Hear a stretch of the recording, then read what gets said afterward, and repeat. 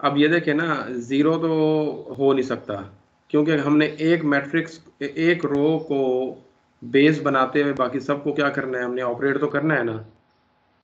वो एक रो तो कम से कम होगी ना।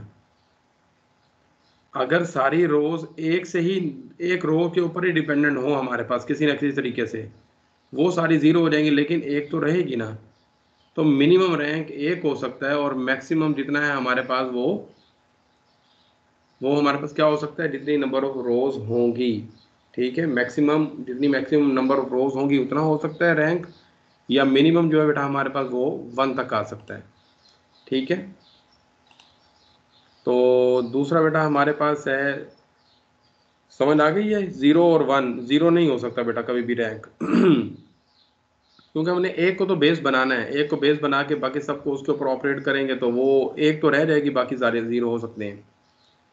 If rank of augmented matrix is 2, then for what values of the rank A is the system AX is equal to B और B does not equal to 0, वो consistent या inconsistent।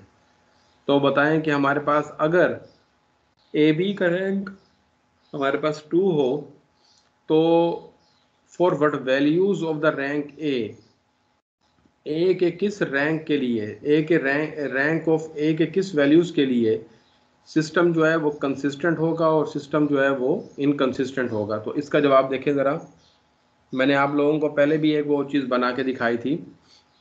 ये देखें, यहाँ पर हम एक मैट्रिक्स ड्रा कर लेते हैं।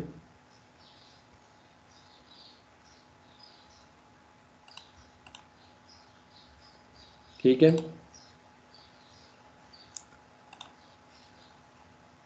ये बेटा हमारे पास आ गया मैट्रिक्स ऑफ रैंक ए। मैं बना रहा हूँ यहाँ पर।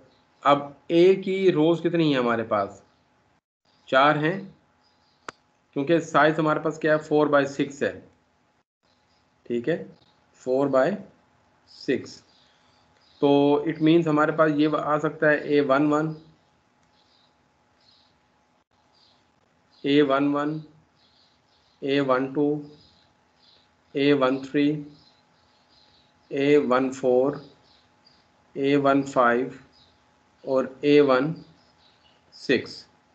ठीक है, और इसके आगे हमारे पास आर्गुमेंटेड मैट्रिक्स की सॉल्यूशन मैट्रिक्स होगा बेटा हमारे पास। ठीक है, फिर आपके पास क्या आएगा, A21, A22, A23, A24, A25, A26। फिर हमारे पास क्या कह रहा है, A31, A32, इस तरह ये हमारे पास क्या आ जाएगा, A36। फिर आ जाएगा A41, A42 और ये इसी तरह A46, और ये बी मैट्रिक्स आपके पास आ जाएगी। अब उसने आपके पास क्या कहा है, ऊपर स्टेटमेंट अगर देखें तो स्टेटमेंट के अंदर वो आपसे कहता है कि आर्गुमेंटेड मैट्रिक्स जो है उसका रैंक हमारे पास क्या है, 2 है। तो कंसिस्टेंट के लिए मैंने आप लोगों को क्या बोला है कि ये यहाँ तक तो आपके पास ये ए है, यहाँ तक आपके पास क्या है, ये ए, और यहाँ तक आपके पास क्या है, अगर इसको कंप्लीट कर लेते हैं यहाँ तक तो फिर ये ए बी बन जाएगा। ठीक है, तो हमारे पास जो है अगर कंसिस्टेंट के लिए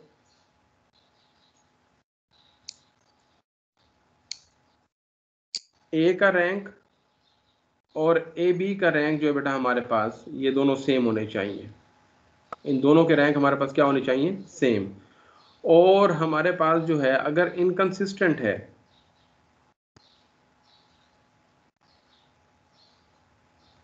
अगर इनकंसिस्टेंट है तो फिर ए और ए बी का रैंक हमारे पास इक्वल नहीं होगा, ये इक्वल होंगे बेटा। ठीक है, अब हमारे पास जो है उसने ये कह दिया है, यहाँ पर कंडीशन इम्पोज कर दी है कि रैंक ऑफ ए बी जो है बेटा वो किसके इक्वल है हमारे पास, वो 2 के इक्वल है। ए बी का रैंक हमारे पास किसके इक्वल है, 2 के।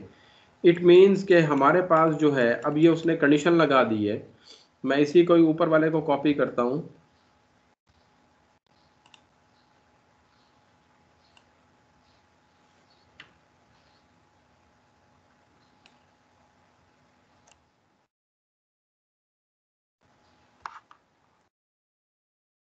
तो ये बेटा मैंने लिख दिया इसको। अब मुझे इस तरह करना पड़ेगा कि ये जो रोज हैं यहां पर, ये 2 रोज मुझे ख़त्म करनी पड़ेंगी, ठीक है। तो और दूसरा ये भी मुझे ख़त्म करना पड़ेगा, यहाँ पर भी इनके प्लेसेस पर मुझे 0 0 लिखना पड़ेगा।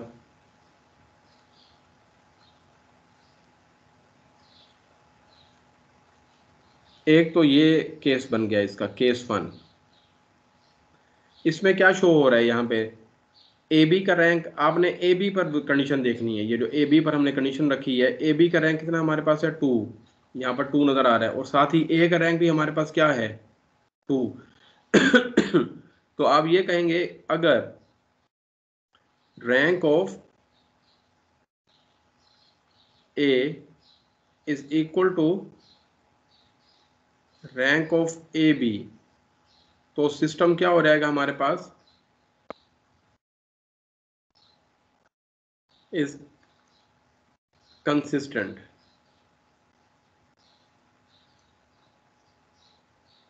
ठीक है, समझ आ गई बेटा इसकी। उसने कहा कि ए का रैंक फिर क्या होगा, तो हम ये बता रहे हैं कि अगर ए का रैंक 2 हो, ये यहां पर ये लिख दें, if rank of A is equal to 2, then rank of A और रैंक ऑफ ए बी क्या हो जाएंगे, इक्वल हो जाएंगे, और सिस्टम क्या हो जाएगा हमारे पास, इन कंसिस्टेंट हो जाएगा। इसी तरह हमारे पास अगर मैं यहां पर दूसरा केस लूं, ये केस 2 है, ये केस 2 है बेटा आपके पास। इसमें मैं ये करता हूं कि पहले तो हमारे पास ये कंडीशन थी, ए बी का रैंक चेंज नहीं होना चाहिए, ठीक है।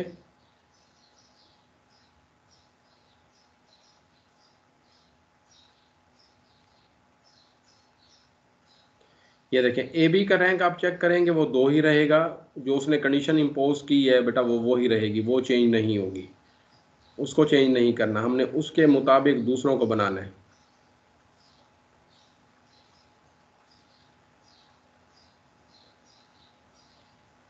ठीक है जी। तो अब बताएं मुझे, ए का रैंक कितना है हमारे पास, 1 है sir. Rank of A is equal to 1, और रैंक ऑफ ए बी क्या था आपके पास, वो 2 था। तो इस तरह से हमारे पास ये यहाँ पर वही उसी तरह की कंडीशन लिख दें, if rank of A is 1, then rank of A does not equal to rank of A B. तो सिस्टम क्या हो जाएगा, सिस्टम इनकंसिस्टेंट।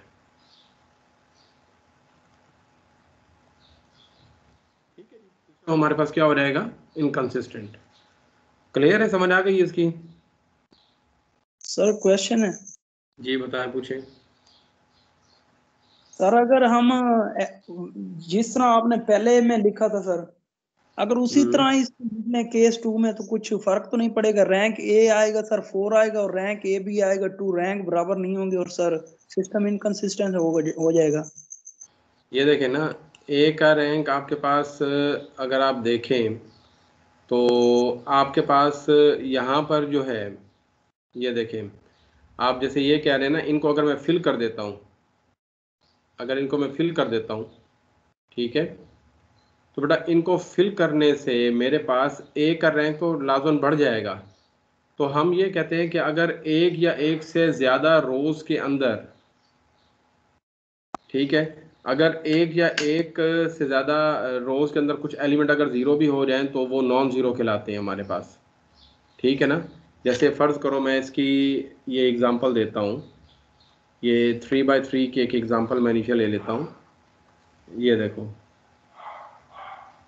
ये 3x3 की मैंने यहाँ पर बना लिया A11, A12, A13, ठीक है, A12, A21, A22, A23, A31, A32 और A33।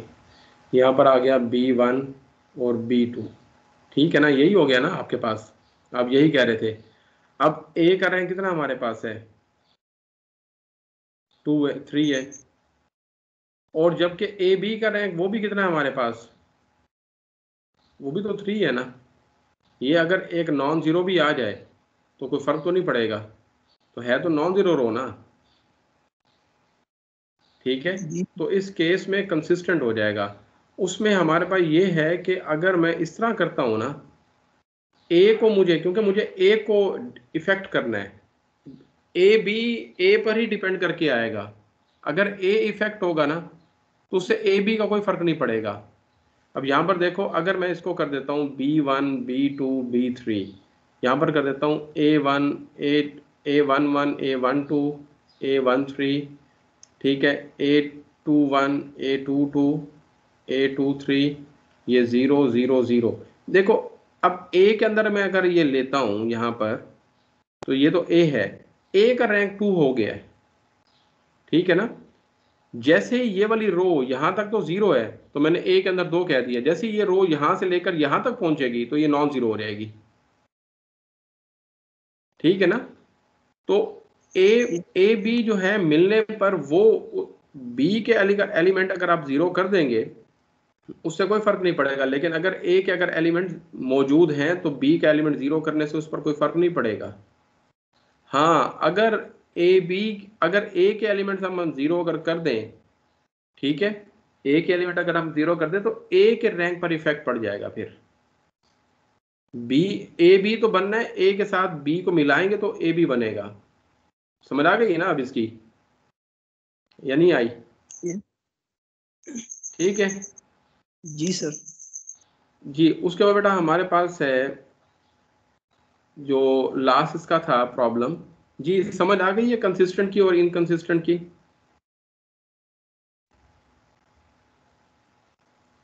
रिपीट करते हैं सर। मैंने आपको ये बताया है कि आपके पास, ये मैंने कंडीशंस पहले बता दी थी कि अगर कंसिस्टेंट होगा, ठीक है, तो ए और ए बी का रैंक हमारे पास क्या होंगे, वो इक्वल होंगे। अगर इनकंसिस्टेंट होगा तो ए और ए बी का रैंक हमारे पास इक्वल नहीं होगा। तो केस 2 के अंदर बेटा हमारे पास आता है ये वाला केस, हमने ये केस 1 लिया था इसका, ये वाला। तो हमने ये कहा था कि यहाँ पर मैं ए का रैंक, उसने ए बी का रैंक तो खुद कह दिया कि ए बी का रैंक हमारे पास 2 होगा, और आगे कंडीशन बता दी है कि बताएं ए का क्या रैंक हो तो सिस्टम हमारे पास कंसिस्टेंट और इनकंसिस्टेंट बन जाए। तो पहला केस मैं ले रहा हूँ कंसिस्टेंट के लिहाज से, ठीक है। अगर मैं कहता हूं कि ए का रैंक 2 हो जाए, हमने यही पढ़ा है ना कि अगर हमारे पास कंसिस्टेंट होगा तो ए का रैंक और ए बी का रैंक दोनों सेम होंगे हमारे पास। तो ए बी का रैंक हमारे पास 2 है, वो तो मौजूद है हमारे पास, तो हमने ए का रैंक भी 2 वो करवा लिया है कि अगर ए का रैंक 2 हो तो इस तरह हमारे पास ए और ए बी का रैंक हमारे पास क्या हो जाएंगे, सेम हो जाएंगे, तो सिस्टम क्या हो जाएगा हमारे पास, कंसिस्टेंट हो जाएगा। कंसिस्टेंट हो और जाएगा। ठीक है, और अगर हमारे पास ए का रैंक ए बी के रैंक से क्या हो जाता है, हमारे पास लेस हो जाता है, ठीक है, तो फिर हमारे पास क्या हो यस सर। जाएगा, इनकंसिस्टेंट हो जाएगा हमारे पास, ठीक है। रैंक ऑफ ए, तो आप ये लिख सकते हैं, rank of A is less than rank of A B, ठीक है। तो ये हमारे पास कंडीशन बन जाती है इनकंसिस्टेंट की। सर जी सर अगर ये rank of A greater than हो जाए रैंक ऑफ ए बी से, तब भी तो नहीं हो सकता,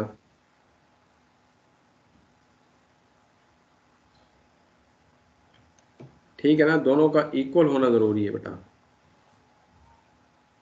ये देखें ना, अगर आप ये कह रहे हैं कि अगर फ़र्ज़ करें ये 4 हो जाए, ठीक है, ये 4 हो जाए और ये 0 0 हो जाए, तो ये 0 0 कभी हो ही नहीं, ये 0 0 अगर फ़र्ज़ करो हो भी गए, लेकिन ये चीज़, ये इस चीज़ को ये खुद कवर कर लेगा।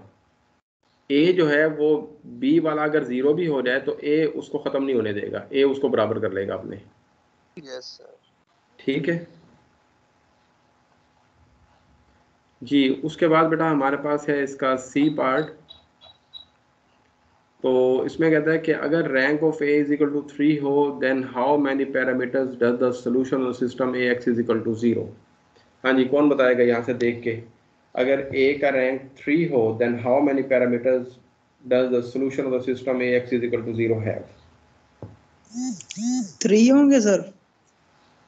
हाँ जी, और कोई बताए कि आपने कैसे ये बताया कि 3 होंगे?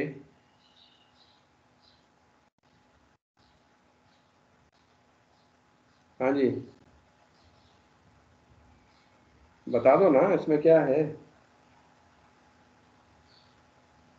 3 कैसे कहा है आपने और 3 होंगे? नंबर ऑफ कॉलम्स कितने हैं इसके? सर नंबर ऑफ कॉलम 6 हैं और रैंक 3 रैंक है। हमारे पास 3 है, तो 6 में से 3 माइनस करोगे तो बाकी क्या रह जाएगा? 3 रह जाएगा। तो वो पैरामीटर्स की डेफिनेशन आ जाती है। तो नंबर ऑफ कॉलम्स में से आप क्या करो, नंबर ऑफ सॉरी रैंक जो है ए का माइनस कर दो, तो उस तरह से आपके पास क्या आ जाएगा, वो नंबर ऑफ पैरामीटर्स की डेफिनेशन आ जाती है हमारे पास, कितने नंबर ऑफ पैरामीटर्स हमारे पास होंगे। ठीक है, तो ये चीज़ आपके पास।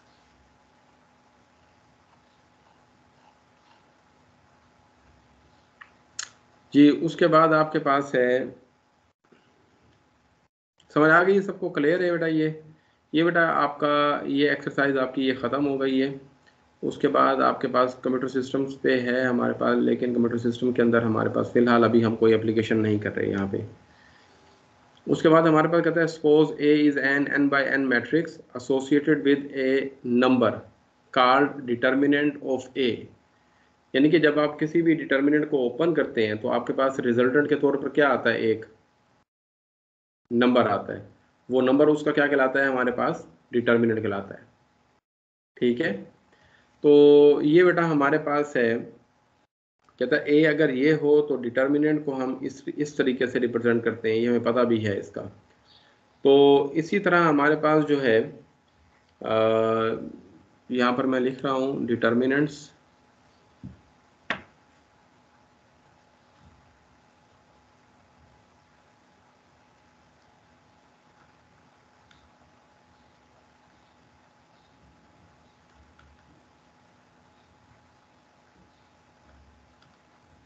ठीक है, डिटर्मिनेंट्स। तो इसके अंदर बेटा हमारे पास जो फर्स्ट हमारे पास है, एक मैट्रिक्स ए हो, हमारे पास उसका साइज हो 1 by 1। एक मैट्रिक्स हो जिसका साइज हमारे पास क्या हो 1 by 1, इट मीन्स फिर ए इज इक्वल टू आपके पास क्या होगा, वो एक एलिमेंट होगा बस, इसके अलावा इससे ऊपर कोई नहीं होगा, क्योंकि जब एक एलिमेंट हमारे पास होता है तो उसकी एक रो और एक कॉलम होता है। तो जब आप इसका डिटर्मिनेंट लेंगे तो वो उसको आप लिखेंगे A determinant is equal to mod of A. ठीक है, ये बेटा हम लिखते हैं। इसी तरह अगर फ़र्ज़ करें ये जो ए जो है ये किसके इक्वल हो, -5 के, और अगर मैं ए का डिटर्मिनेंट लूँ तो फिर मेरे पास क्या आएगा, वो ये होगा। हाँ जी, इस -5 का डिटर्मिनेंट क्या होगा, कौन बताएगा? 5 आएगा सर। 5। शाबाश, ठीक है, सही समझ आ गई है सबको बेटा? यस हाँ जी, सर। ठीक है जी, सबको समझ आ गई है? हेलो। और यस भाई सर। Yes yes. और भाई उसने गलत बताया है। यस सर, ये मॉड नहीं है, मैं बोल रहा हूँ डिटर्मिनेंट, मैं मैग्नीट्यूड नहीं बोल रहा, ये डिटर्मिनेंट है। -5 का डिटर्मिनेंट -5 ही आता है, ठीक है। ये डिटर्मिनेंट है, ये मॉड नहीं है। सर असल में आपने पहले मॉड बोला था। मैंने मॉड नहीं बोला, मैंने बोला है डिटर्मिनेंट। मैंने आपसे कहा है कि -5 का डिटर्मिनेंट फिर क्या होगा, ठीक है, समझ आ गई है। इसी तरह अगर जी ए सर। का डिटर्मिनेंट ध्यान करना, ये मॉड और ध्यान उसमें बैठ के ना छक्का ना लगा देना, तो 5 का डिटर्मिनेंट क्या आएगा, वो +5 आएगा, ठीक है। इसी तरह अगर एक मैट्रिक्स आपके पास आ जाए 2×2 की, लेट से उसको मैं बी कह देता हूँ, तो वो 2×2, तो हमारे पास फिर बी मैट्रिक्स जो होगी वो इस तरह की होगी, ठीक है। तो इसका डिटर्मिनेंट जब आप लेंगे तो ये हमारे पास क्या बन जाएगा, 2 1 0 3। इसको जब आप ओपन करेंगे तो डायगोनल, जो मेन डायगोनल के एलिमेंट्स हैं वो मल्टीप्लाई होंगे, देन ऑपरेशन साइन आएगा, फिर आप क्या करेंगे, सेकेंडरी डायगोनल के एलिमेंट्स को मल्टीप्लाई करेंगे, तो 2 3 आर 6, तो ये 6 आ गया बेटा आपके पास डिटर्मिनेंट, ठीक है, समझ आ गई है। Yes sir. अच्छा जी, अब हमारे पास ना कुछ डेफिनेशन है इसका। को फैक्टर का होता है बेटा हमारे पास, को फैक्टर।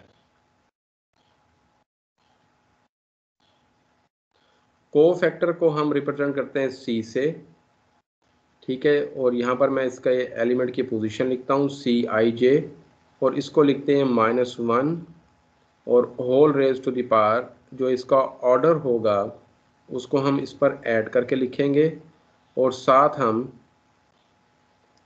सब डिटर्मिनेंट जो है उसको लिख देंगे, मैट्रिक्स का सब, मैट्रिक्स का जो सब मैट्रिक्स होगा उसका डिटर्मिनेंट, और वो होगा Ij, जिसको हम माइनर एलिमेंट भी बोलते हैं। ये क्या होता है हमारे पास, determinant of the sub matrix. तो इस तरह बेटा ये हमारे पास है इसकी डेफिनेशन। और ये Mij ये हमारे पास क्या है, Mij is the minor element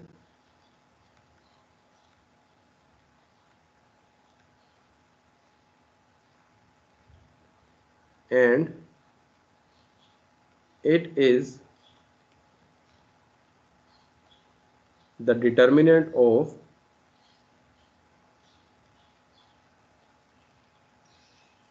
sub matrix,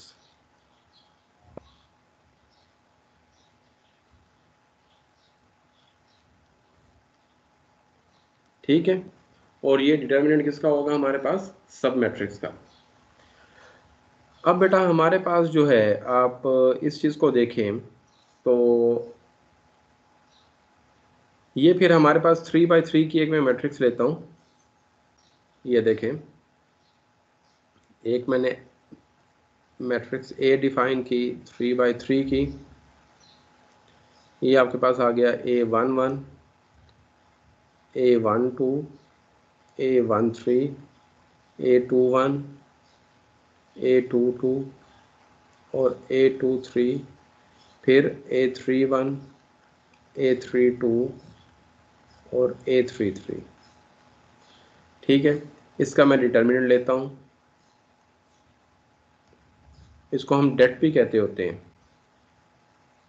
date of A abbreviated form में।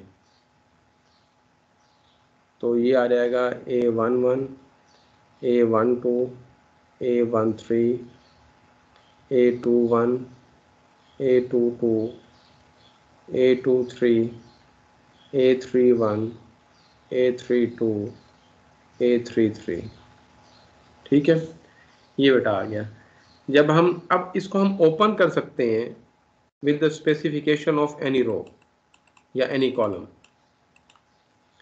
तो ये बेटा हमारे पास आ जाएगा ये देखें, ये हम फर्स्ट रो के जरिए सपोज करें एक्सपेंड करते हैं इसको, तो फर्स्ट एलिमेंट बेटा जो हमारे पास आ रहा है वो है A11। तो A11 की जो पोजीशन हमारे पास है वो क्या है, ये फर्स्ट रो में है और ये फर्स्ट कॉलम में है बेटा, ठीक है, ये फर्स्ट रो में है और फर्स्ट कॉलम में है। तो इसलिए बेटा हम इसको लिखते हैं यहाँ पे -1 रेज टू द पावर, क्योंकि हमारे पास ये I और J है, I भी 1 है और J भी 1 है, तो बेटा ये 1 + 1 और साथ हमारे पास क्या आ जाएगा, ये फर्स्ट रो और फर्स्ट कॉलम छोड़ा हमने, तो बाकी क्या रह गया हमारे पास, बाकी हमारे पास रह गया A22, A23, A32, A33। अब नेक्स्ट हमारे पास क्या आएगा, फिर प्लस लिखूंगा, अब हमारे पास क्या आ जाएगा -1, मैं ये एलिमेंट ले रहा हूँ A12, इसकी पोजीशन क्या है हमारे पास, फर्स्ट रो सेकंड कॉलम, तो ये 1 + 2 लिखूंगा, और फर्स्ट रो और सेकंड कॉलम को आप एलिमिनेट कर दें, ठीक है, तो बाकी क्या आ जाएगा A21, A23, A31, A33, फिर आपके पास आ जाएगा A13, ठीक है, तो इस तरह उसका भी क्या आएगा 1 + 3, और A13 यहाँ पर लिखता हूँ फर्स्ट रो और थर्ड कॉलम, फर्स्ट रो और थर्ड कॉलम, तो फिर ये आ जाएगा A21, A22, A31 और A32, ठीक है। अगर आप इसको देखें बेटा, ये आपके पास आता है A11, और ये जो हमारे पास है -1 रेज टू द पावर 1 + 1, और साथ जो बेटा ये लिखा हुआ है ये A22, A23, A32, A33 plus फिर आपके पास आ गया, फिर आपके पास आ गया A12, और यहाँ पर आ गया -1 रेज टू द पावर 1 + 2, ठीक है, और ये आपके पास है A21, A23, A31, A33, ठीक है, प्लस A13, और ये आ जाएगा आपके पास -1 रेज टू द पावर 1 + 3,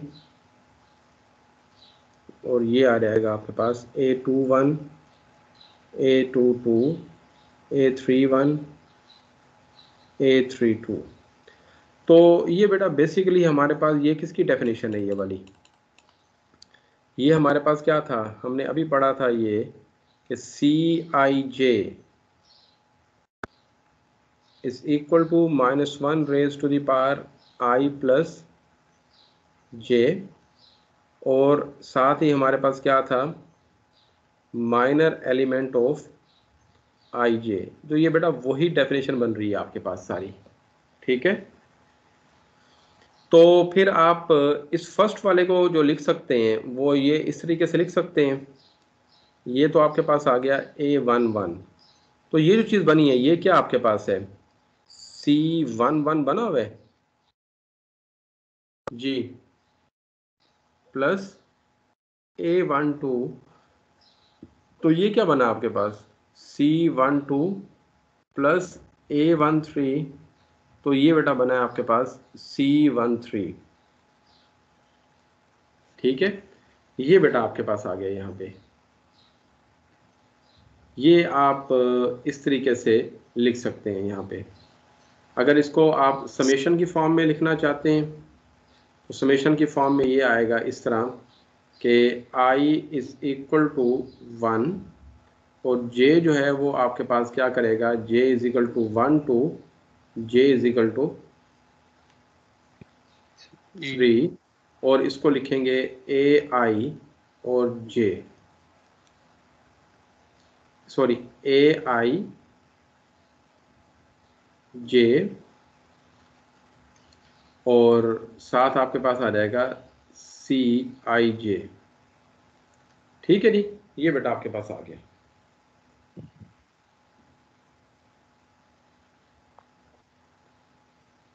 समझ आ गई है इसकी?